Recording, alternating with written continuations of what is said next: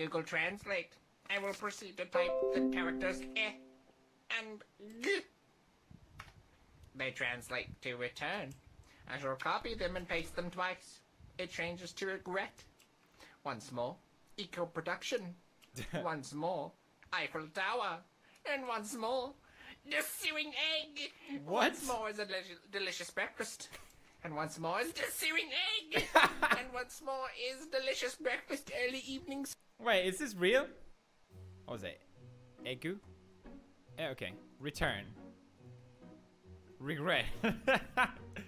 Eco-production. Wednesday egg pling. Eco-production.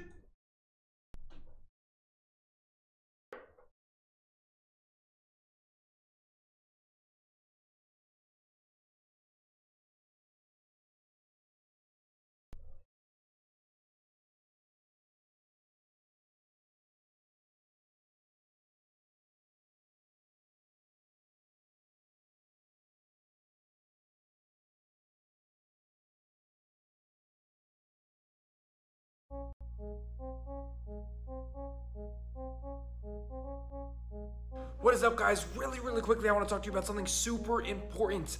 This video is going to be sponsored by Squarespace. Squarespace is a place where you can sign up and get a free trial using my code down below. You'll also get 10% off your first purchase. That's www.squarespace.com/cleanprints. And the reason you want to do that is because this is... Hello good people, Ibra here with Hardware Connects, and we've been covering a lot of... I want to thank Made to It, not running process systems did this. Is expected it to a power pump. It's moved from fluid is for the T output. The other thing that MD, with its sole intent being efficient cooling for the high TDP TR4 cooler, might actually be there. What we do know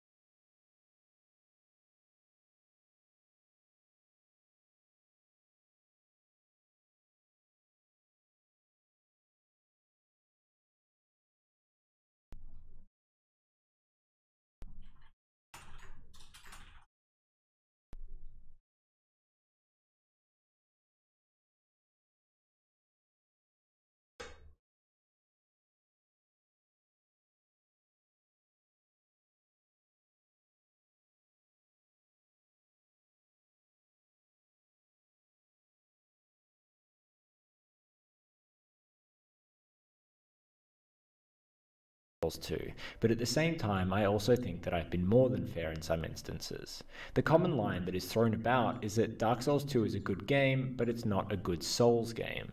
Originally I thought this was a pretty good rationale, it fit well in my head, however I don't think that that's really the case anymore.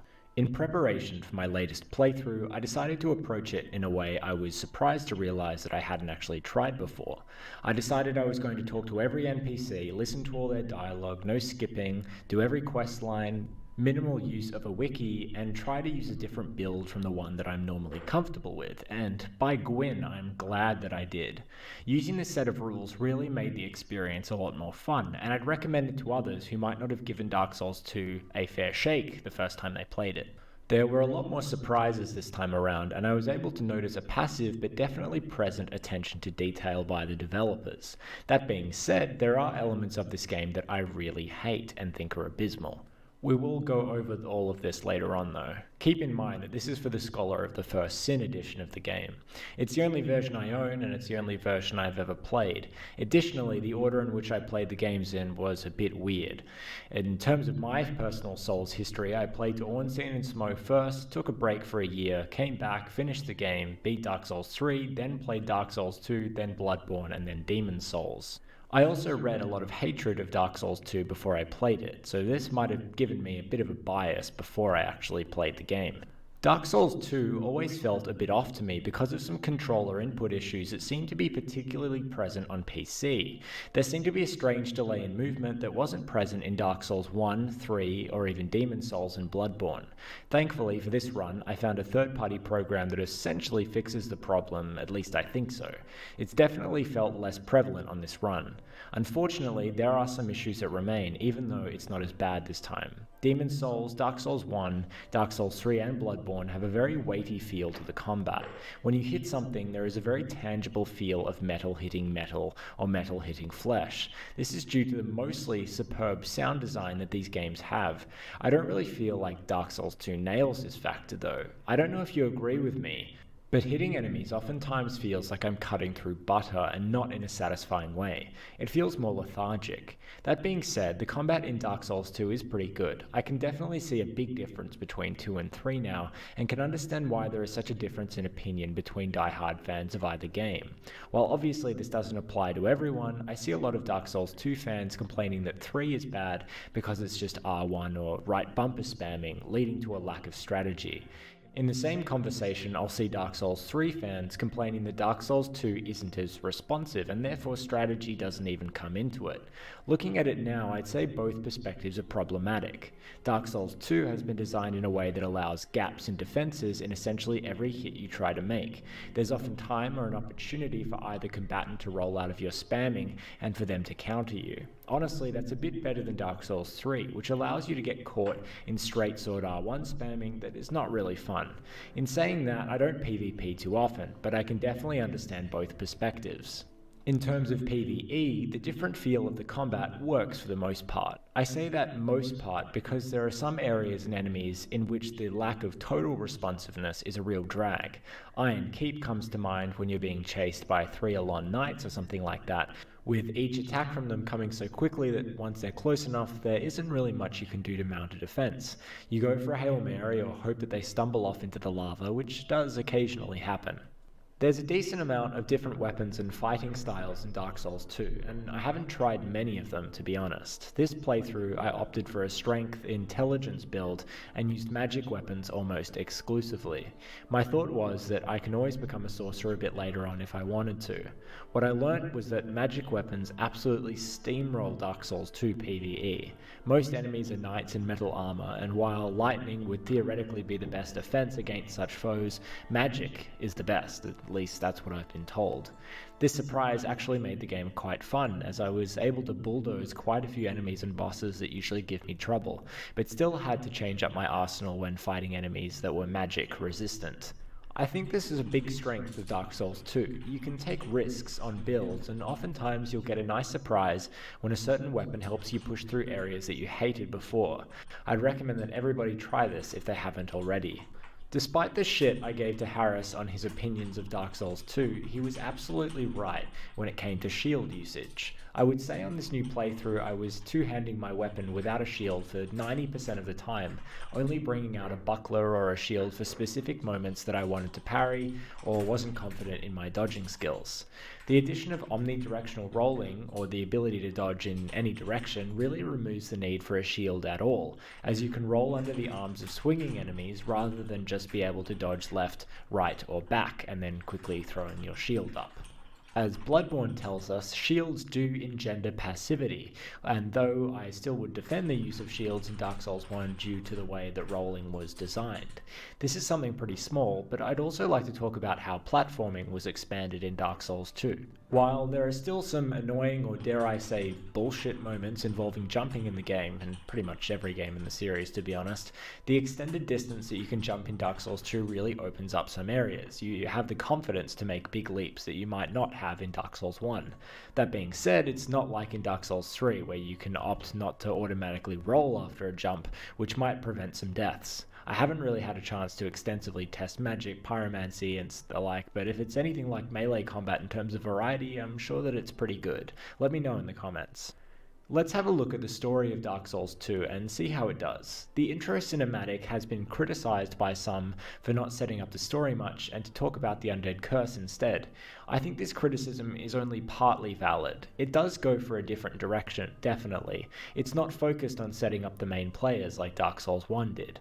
That being said, it does offer quite a lot in other areas. We get a greater understanding and comprehension of the undead curse, which does play a huge role in the game, with your character trying to rid themselves of it. That being said, after playing Dark Souls 3 and all the DLC, I don't really want to get rid of the undead curse now that we have a much better understanding of it. It's much better defined now, with it being part of humanity's progression to its natural state. This element of the story is strengthened by the inclusion of human effigies.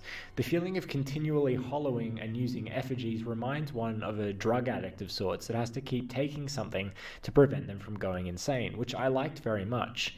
The intro does play upon the theme of difficulty a fair bit as well, which I do not like, and I'm not the only person to notice this. After the success of Dark Souls 1, the difficulty became an obvious selling point for From and something that they wanted to capitalize on, but I don't like how the lady in the intro and then the old firekeepers seem to go on a bit about how many times you're going to die. It just seems a little bit blunt to me, and probably made more sense to the developers when they were making the game. Like I said, I don't have a problem with the game spending time talking about more metaphorical ideas instead of setting up big characters, but there doesn't seem to be much build up to the big players at all really, which was a shame. I might be wrong about this, but I deliberately made an effort to talk to a lot of NPCs, and I don't think any of them talk about the first 4 great souls that you have to obtain to advance to Drangleic Castle. Before you jump down my throat, there are obviously exceptions to this. Vendrick is mentioned a lot, which creates a nice build up to his eventual reveal. I remember seeing him for the first time in my first playthrough, and I really like how it was handled. The same goes for the Old Iron King, which similarly has an interesting story. However, when it comes to the Lost Sinner, the Dukes de Freya, and the Rotten, I don't feel like that the same attention is really given to them, which is a little bit of a pity. I mean, when I was in the boss room with them, I didn't really feel much of a connection to the thing I was fighting, which is a shame because when that connection is formed, that's what makes some fights in these games truly brilliant. Examples from the series like Maria, Gammon, Gale, Artorias, and Gwyn are all beautiful because it feels like you're not even in a game when this really clicks.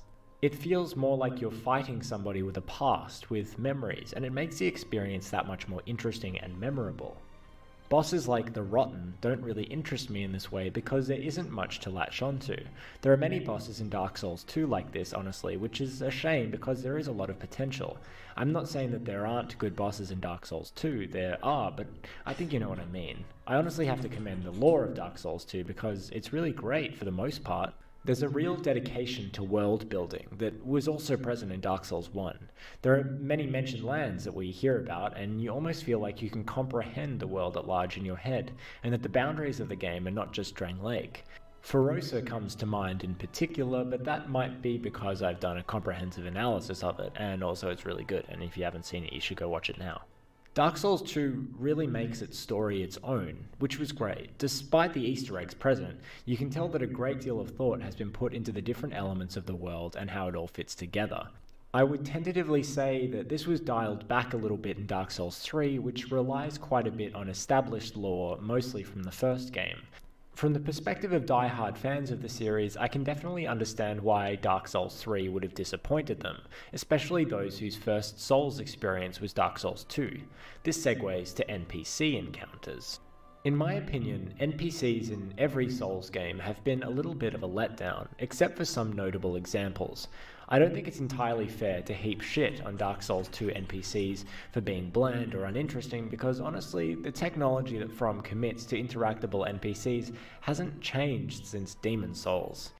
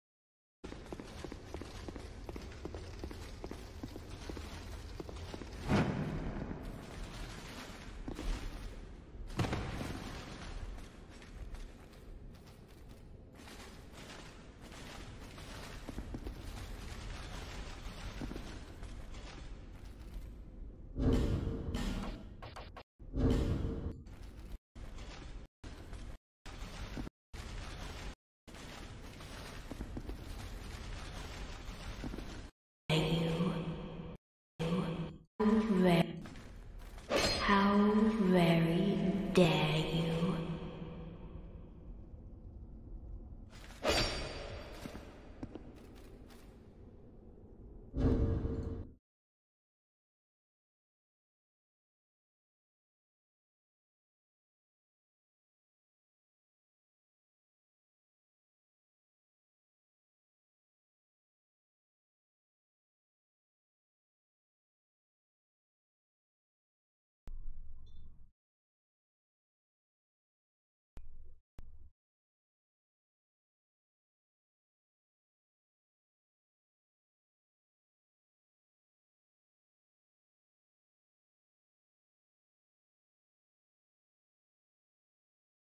The characters exist as a button that you press for information.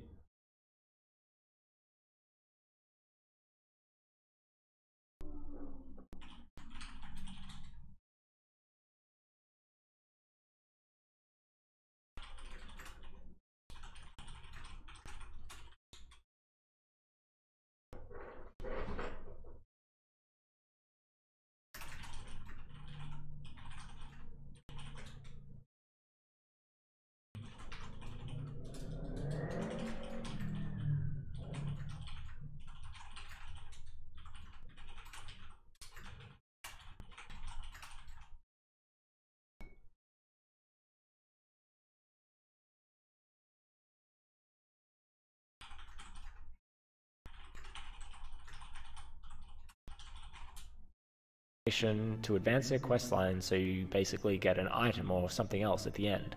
This is a real shame because after playing through these games so many times, the characters just seem like lines of code and not like part of the world. I think something that FromSoft did in Bloodborne that they haven't really used since, sadly, is interact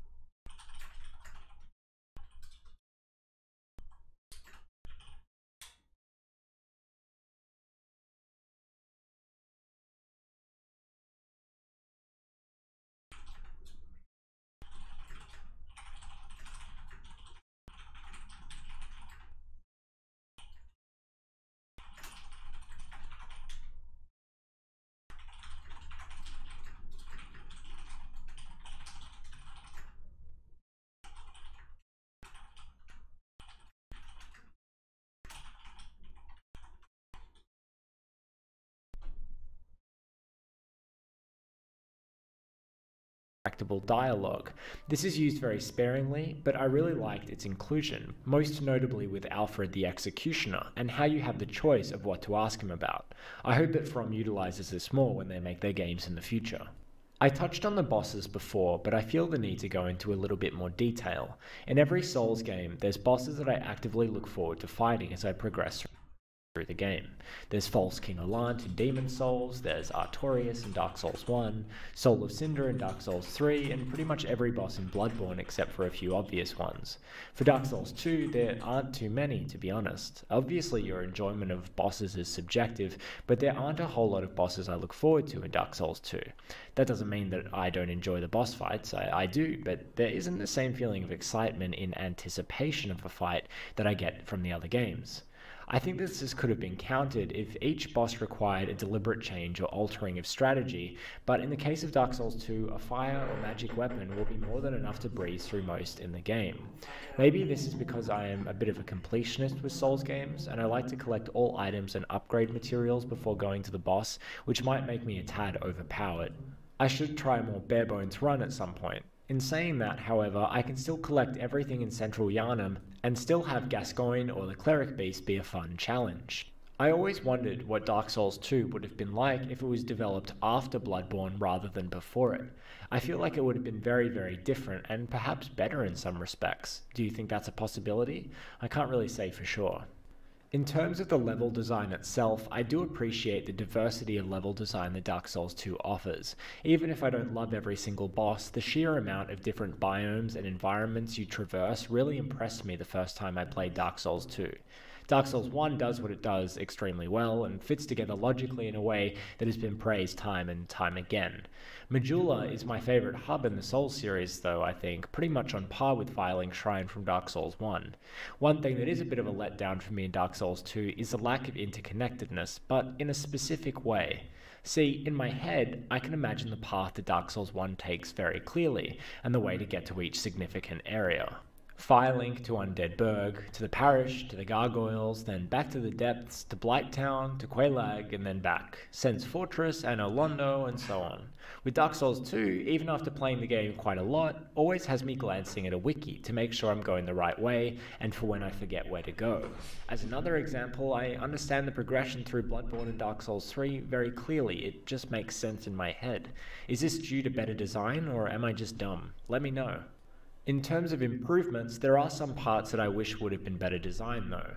The final section, for example, where the Throne Defender, Watcher, and Nashandra are fought, doesn't have a great sense of finality to me. There's finality to Gwyn, to Gehrman, to Allant, not really for the Soul of Cinder, but there is for Gale. It's a pity because the final climax of a Souls game really has to hit its mark, otherwise the ending will feel a little limp. I guess you could think of it as each Souls game having peaks and valleys that build up over time to conclude meaningfully. Obviously this would differ for everyone and none are perfect. Dark Souls 1 has a tremendous build up in its first half and then folds a little in its second to bring it mostly home in the last section. For Dark Souls 2, I would imagine it to be more of a slower progression through a longer timeline that is mostly enjoyable but lacking any huge release of catharsis. That's not an inherently bad thing though. I think I've made it pretty abundantly clear at this point that I do really enjoy parts of Dark Souls 2 a lot.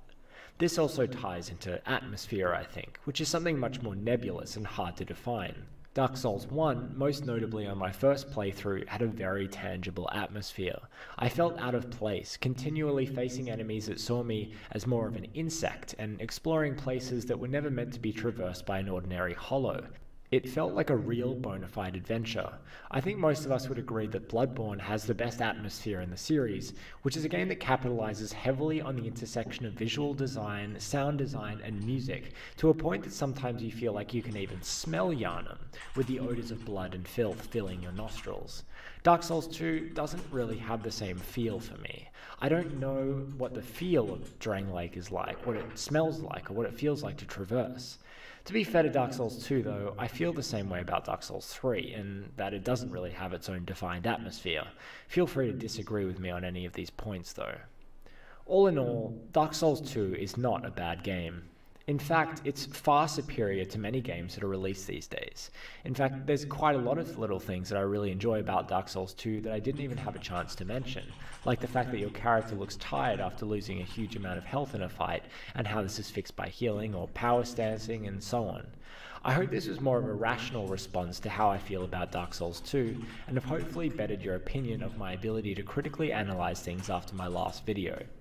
As always, a really big shout out and thank you to my patrons. Thank you so much for your ongoing support. I'll see you all next time.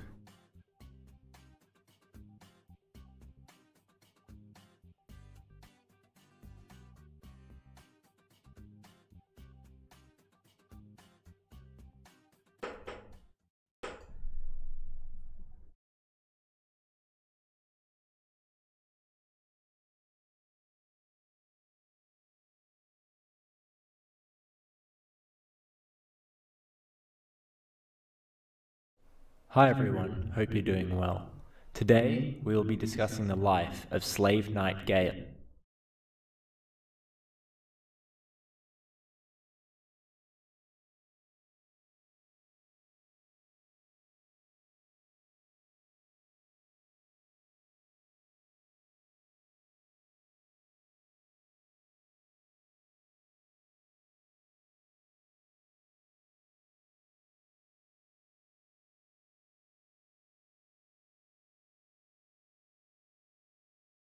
Compa Babo, del cártel Sama. Compa Babo, del cártel Sama.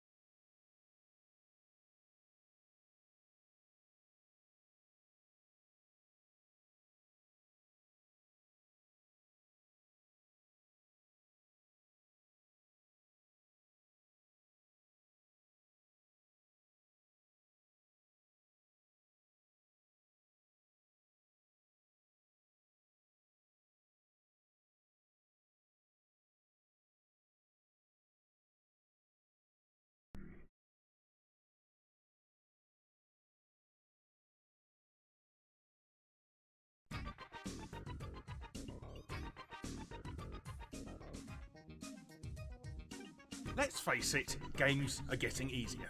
It could be argued. I'm not sure that I have ever seen a more polarizing launch than AMD Ryzen amongst the community, especially the community of gamers.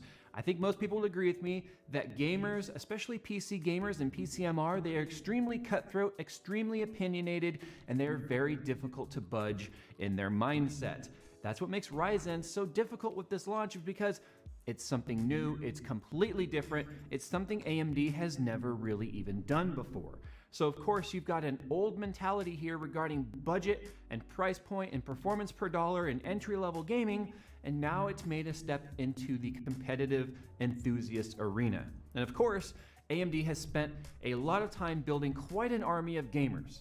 So gaming is a very valid topic. So today I'm going to try to do the best I can to at least show you some expectations of what you can look for when it comes to gaming right now on Ryzen. Remember, there's a lot of optimization that's going to be coming in the future But I think right now, obviously, it's a valid point because people are sitting there waiting to click buy on their purchases, but they're still not sure if this is for them. So let's talk about gaming and let's talk about where this CPU really fits into the market.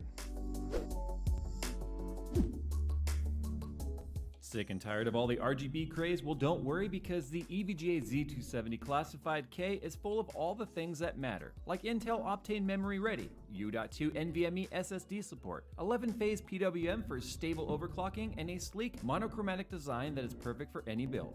Learn more by visiting evga.com. But before we can get into some real-time numbers with some real-time data to kind of show you guys just some expectations of what to look forward to when it comes to Ryzen, I've got to change out the coolant. The coolant back there, which some of you said looks like iron brew, it looks like an old man's piss, it looks like tea, whatever it might be. It's just distilled water with orange dye in there, which I was using to flush out the loop while I was getting everything up and running. It's all new radiators and stuff. But I'm going to be putting in now the new formula of Pastel. This is the same formula. It's actually running in Skunkworks right now, although that one's green. This product right here is derivative directly of the issues I had last year where I talked about color shift. This is supposed to help with that greatly. So this is also now going to be my guinea pig system where I'm going to be putting Pastel in here to see if whether or not the colors do indeed change. I will, of course, be making it orange. Orange is the color of Ryzen, that's why I chose orange, especially with the gunmetal case, it looks just like Ryzen. So before we get into the real benchmarks, let's go ahead and take care of that. Transition. And through the magic of editing, just like that, the new fluid is in there with a kind of an orangey red color, really matching the whole Ryzen color theme. I also heard you guys, when it comes to the cables, you guys were like, those cables are ruining the build. So I went ahead and threw in some cable extensions that I have. They're paracord, they're black. I don't have any custom extensions or custom cable sets for this particular power supply, so I couldn't do any of that. But anyway, let's go ahead and just kind of turn around. Let's jump in here and let's just play some games. That's what this video is about. Let's play some games and talk about the experience. Now, as I said in the intro of this video, I will be doing all testing at 1080p. The high frame rates that you can get with 1080p really do show whether or not a CPU can live up to, well, the task. But anyway, if you don't agree with that, well, there are a lot of other reviewers out there probably giving you the information that you want. So complement it with other information. I recommend that anyway. Check out all the reviewers and see what they have to say and try and formulate an opinion. Now, moving forward here, I am running my dual Titan X Maxwell cards. Guys, these are not Pastel cards. These are Maxwell cards running on, obviously, the Maxwell architecture. Overclock 210 megahertz, pushing it to about 1440, and then 400 on the memory, pushing it up as well. We also have, of course, core voltage maxed out and power limit maxed out as well. Another thing to put out there, no, AMD did not message me about doing this video. AMD did not coax me into doing this. I've not been contacted by Intel. In fact, AMD, guys, remember, they didn't even invite me to the event. So yeah, it's not like I would bend over backwards anyway to try and appease them during this launch. This is 100% obviously my own opinions. Nobody ever tells me what to say. Not even Nvidia. They don't have that kind of money. They can't buy me. Now we're gonna go ahead and start here with some Metro Last Light. Because this is still a very demanding benchmark for DX11. I will be showing FPS and such on the screen on DX11 titles. DX12 stuff, unless it has a built-in FPS counter, I can't really show you. But we are running 1080p, very high settings. SSAA is indeed on, tessellation is on high, and we are going to be having motion blur off. So we are doing a pretty good stress to the graphics cards and the CPU during this particular benchmark. So panel, and you want to keep those minimums up. Also,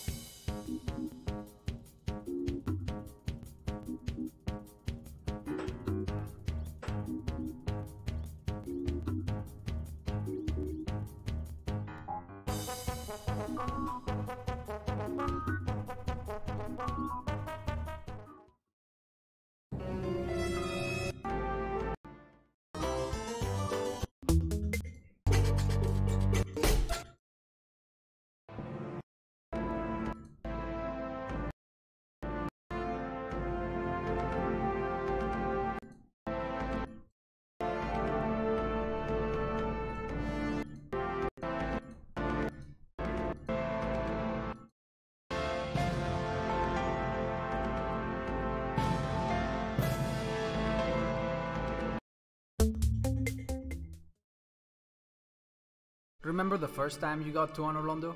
That sense of awe, of finally feeling that all your efforts had led you to this moment? Of course you remember. Everyone does. Even if you haven't played the game, you probably still remember. That's how good this part of the game was. Which leads me to the following question. In Dark Souls 3, why the fuck do we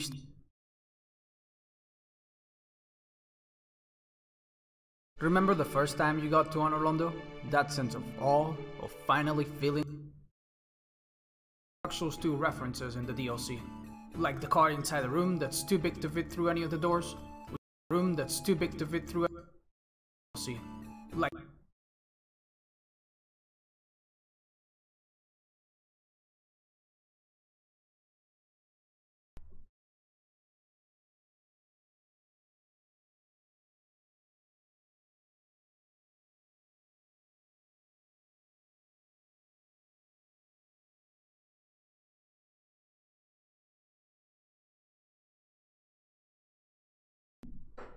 Like the car inside the room that's too big. Remember the first time you got to Honor Londo?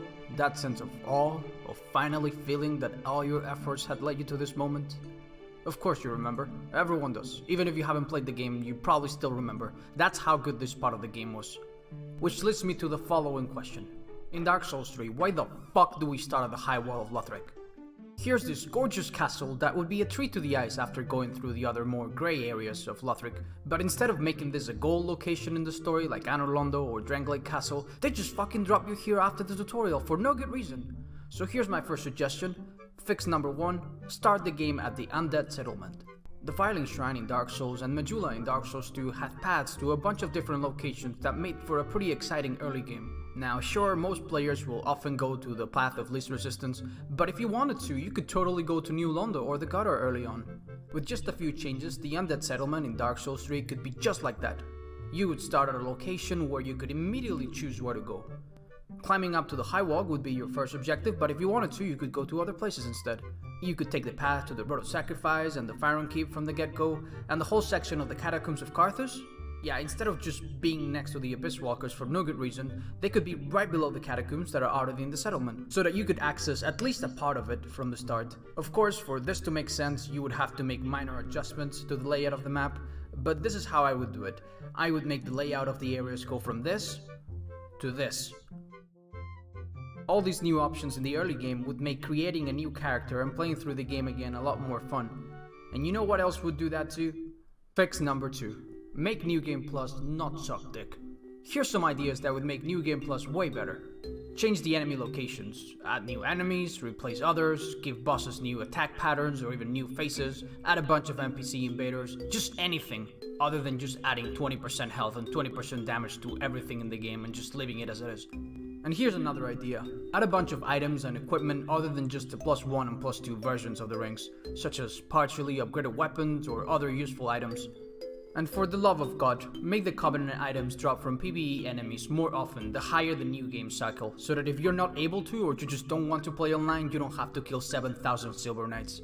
And something else that was already in Dark Souls 2 that would be very easy to implement, reward the player for challenge runs. This would include completing the game under certain conditions like not dying or not drinking any Estus or not leveling up or not hitting the Firekeeper to see what happens, you know, the kind of thing that's pretty much impossible to do. These are just some quick ideas that would make new playthroughs of Dark Souls 3 more enjoyable, but there's something even worse that in my opinion cripples the replayability of this game. And to solve this issue, we really badly need fix number 3. Encourage early build diversity. Alright, let's say you're fucking stupid and you want to make a luck build. You would have to do the following. Step number 1, pick up your weapon of choice. Step number 2, pick up a hollow gem at the Firon Keep. Step number 3, beat the entire fucking rest of the game until you get to the end of Irithyll Dungeon so you can pick up the Profane Coal that lets you infuse your weapon with hollow. You might as well just fucking beat the game and respec later at Rosaria.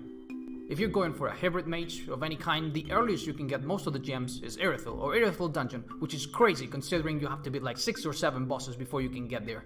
To solve this problem, the upgrading materials should be scattered in more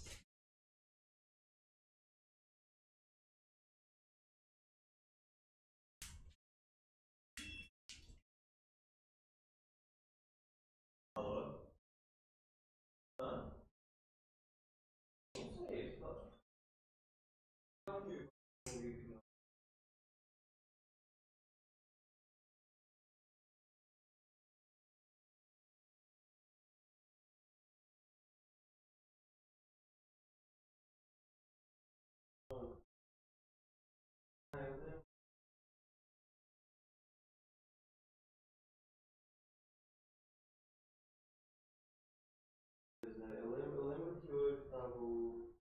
Oi? É isso, é verdade.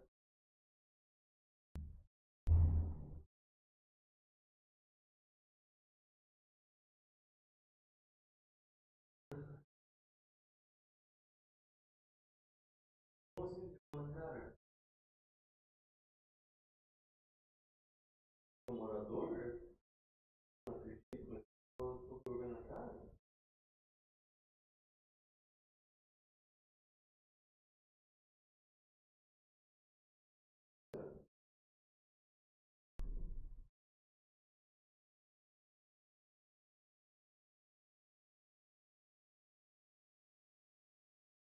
Mas é claro, entrando e. Falou que a gente tava sem telefone, ele foi lá e pulsou.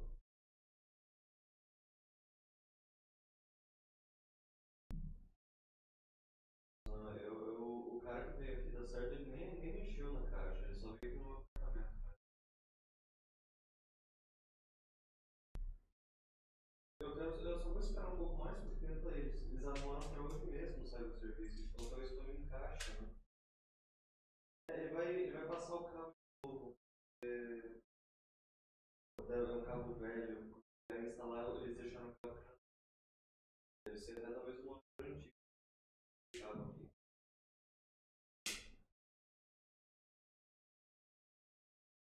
Eu deixo.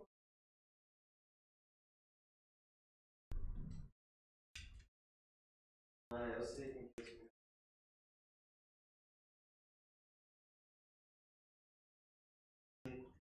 Ele vai. Eu acho.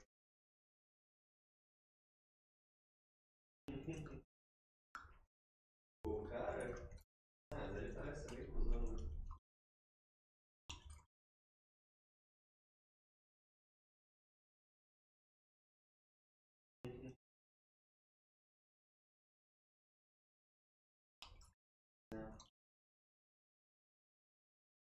Com certeza, palhaçada.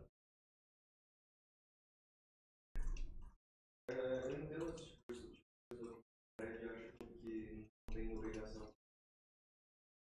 casa também. Vai morar numa casa, se ela né?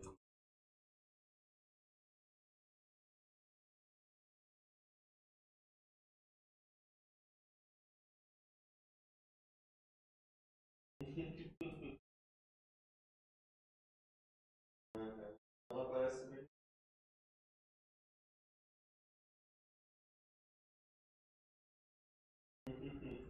É bom no terceiro isso bom, né?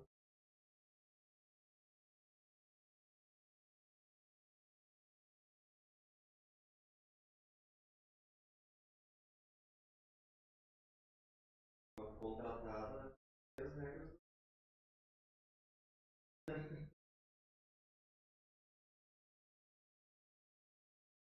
Mas então tá, eu deixo lá com ele e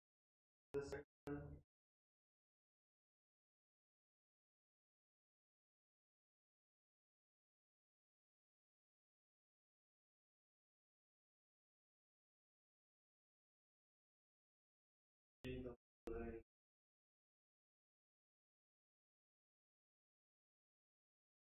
eles devem ter um protocolo com eles.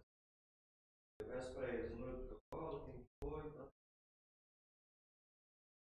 Tá, obrigado, Flávio.